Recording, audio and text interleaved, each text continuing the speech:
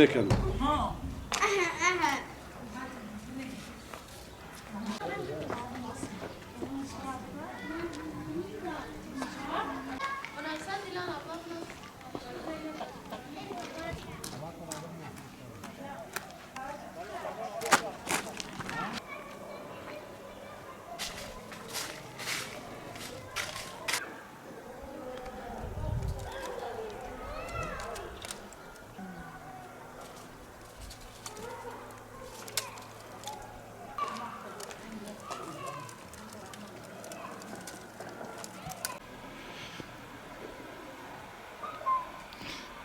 Böyle devrilecek.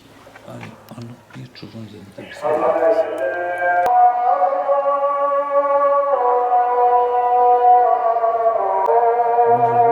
Tespihimizi çekelim ya.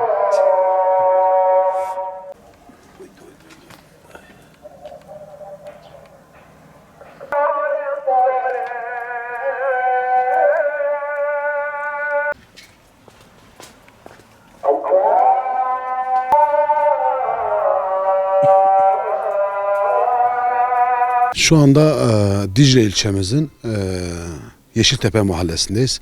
Bizim Dicle ilçemizin en eski mahallelerinden bir tanesidir. Metruk ve yıkık evlerinin en çok olduğu bölgedeyiz.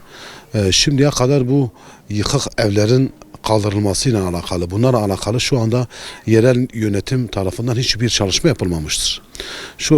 Burada oturan mahalle sakinlerinden aldığımız en büyük sıkıntılarından, şikayetlerinden bir tanesi de yıkılma tehlikesinin olması ve burada küçük çocukların çok olması, okula gidip gelmelerinden ötürü öyle bir tehlikeden bahsediyorlar.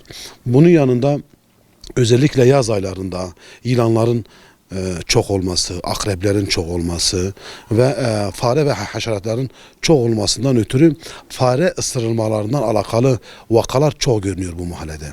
Şimdiye kadar belediye yetkililerin her seçim öncesi biz bu sorunu bitireceğiz, biz seçimden sonra kazanırsak bu tür problemleri ortadan kaldıracağız demelerine rağmen şimdiye kadar ciddi anlamda zaten gördüğünüz gibi hiçbir çalışma yapılmıyor.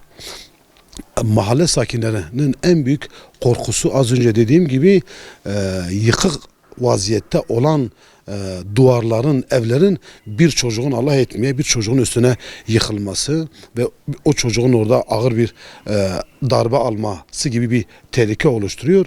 Biz mahallemizin adına, burada oturan sakinlerimizin adına sadece yerel yönetimdeki veyahut kaymakamlık makamındaki insanlardan isteğimiz ve talebimiz onların adıyla bunu söylüyoruz.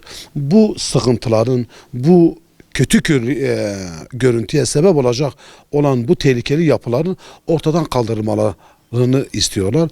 Biz de çağrımızı burada tekrardan yeniliyoruz. Bu sorunun bir an önce bu bölgeden, bu mahallemizden kaldırılmasını istiyoruz.